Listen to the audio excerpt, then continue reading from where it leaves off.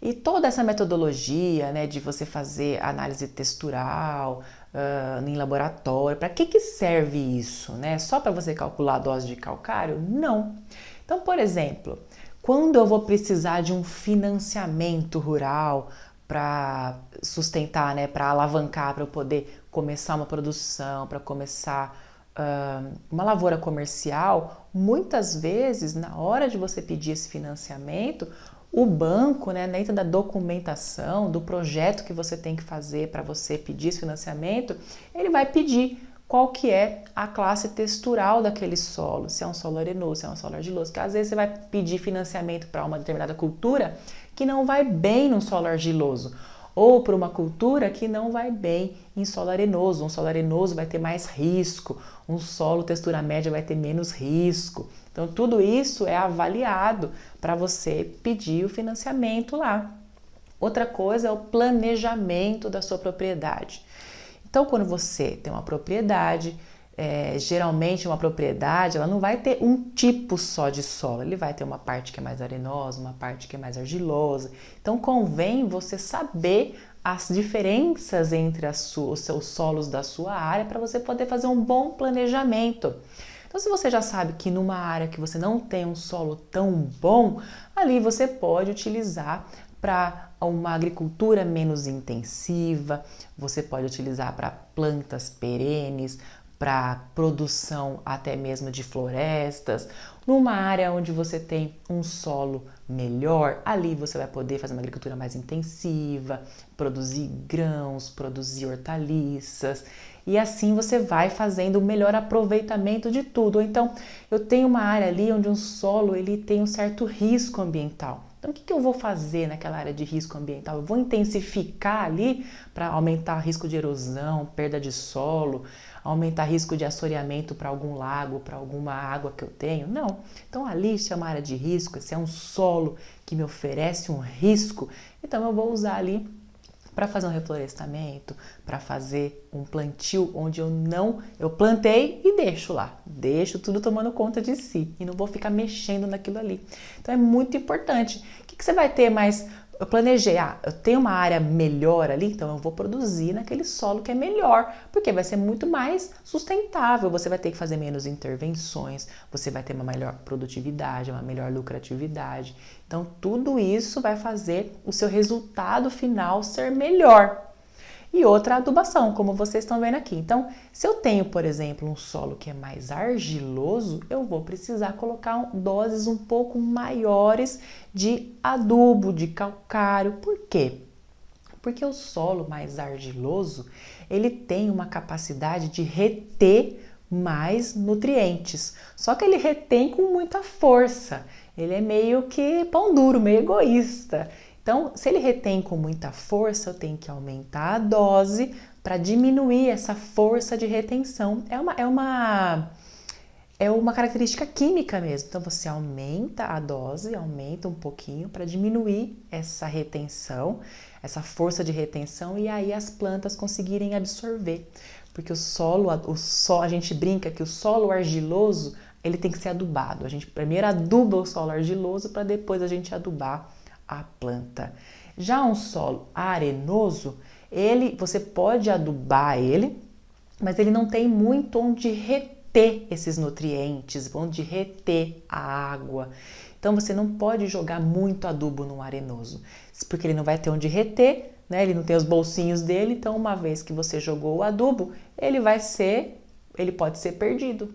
Então ele pode ser perdido para a água, né? A chuva vem, lixivia, né? Percola, leva aquele nutriente embora, se perde naquelas águas de chuva, água superficial, subsuperficial, desculpa.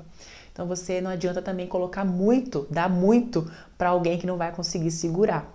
E já o textura média, né, que fica entre esses dois cenários extremos, é o melhor solo para você lidar. É um solo que você vai jogar essa adubação, ele vai reter, mas não com tanta força. Então, eu tinha um professor meu O professor Roberto Novaes é uma lenda, né, na agricultura. E ele falava, se você quer ficar rico, você tem que trabalhar com solo textura média. Compre algo que tem um solo textura média, porque é melhor custo-benefício, né? Além disso, um solo argiloso, ele vai ter outras complicações, por exemplo, ele vai encharcar muito mais, porque ele retém muito mais água, ele é mais pesado de você lidar. A força do trator, que se você for passar um trator, se você for capinar na mão, igual aqui em casa, meu solo é muito argiloso. Então tem uma área de muito argiloso e tem uma área que foi aterrada e é uma área textura média.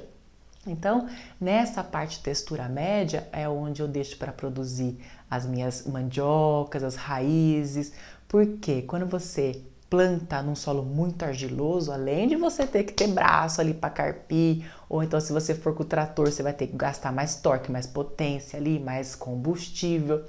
Ele é um solo que na hora que você vai tirar cenoura, mandioca, batata doce, é um solo mais difícil de você arrancar, tem mais chance de quebrar. Agora um solo mais textura média ou argiloso é um solo muito mais fácil, muito mais leve para você trabalhar.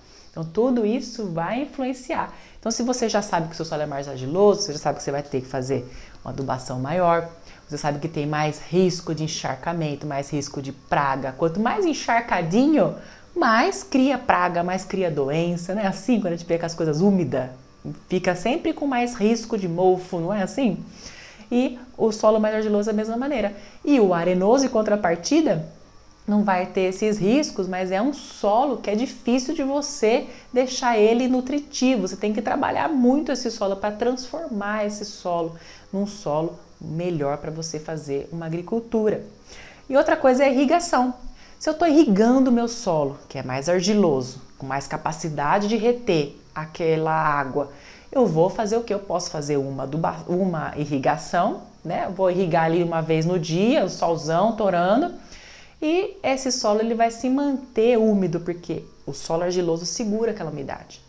Agora, se eu fizer a aplicação de uma lâmina d'água, né, que a gente fala, vou aplicar na irrigação, a gente fala lâmina d'água, mas é molhar, né? Vou molhar o meu solo que é arenoso. Ele não vai reter, ele vai ficar úmido, rapidinho drena, né? Tem uma boa drenagem e seca, né? E minhas plantas não vão ter mais a água. Então eu tenho que, ao invés de fazer uma vez o molhamento, eu vou fazer duas, eu vou fazer três. Então muda as frequências de irrigação de acordo com a textura do solo. Outra coisa é risco ambiental.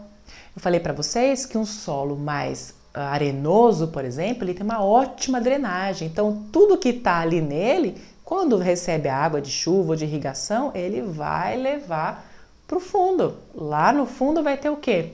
O lençol d'água, as águas subsuperficiais, né? E dali vai para algum sistema de abastecimento, para algum poço, para alguma lagoa de represamento, né? Ou algum aquífero.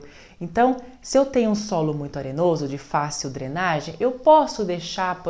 Qual que é o risco de eu fazer uma fossa ali? Uma fossa mal feita, uma fossa negra, né? De depois contaminar o meu poço, contaminar a minha água que eu faço captação. Ou então eu quero fazer um projeto de plantio, só que é um plantio convencional, eu vou utilizar aqui agrotóxico, eu vou utilizar os defensivos agrícolas, então você vai ter que ter mais cuidado, porque aquele defensivo, aquele agrotóxico, ele está muito mais suscetível a chegar na água de consumo comparado com um solo mais argiloso, que é capaz, o solo argiloso, ele segura tudo, né? Ele segura tudo, então ele tem mais dificuldade da água ser percolada e chegar àqueles contaminantes, aquelas coisas que não são boas nas águas de consumo. Então, tudo isso tem também que ser avaliado.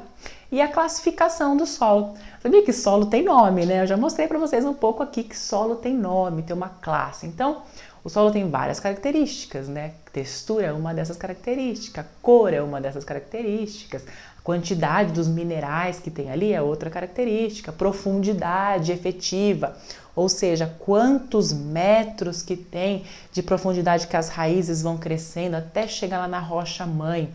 Isso também é uma característica. Então, se você vai somando todas essas características, você chega numa classe de solo.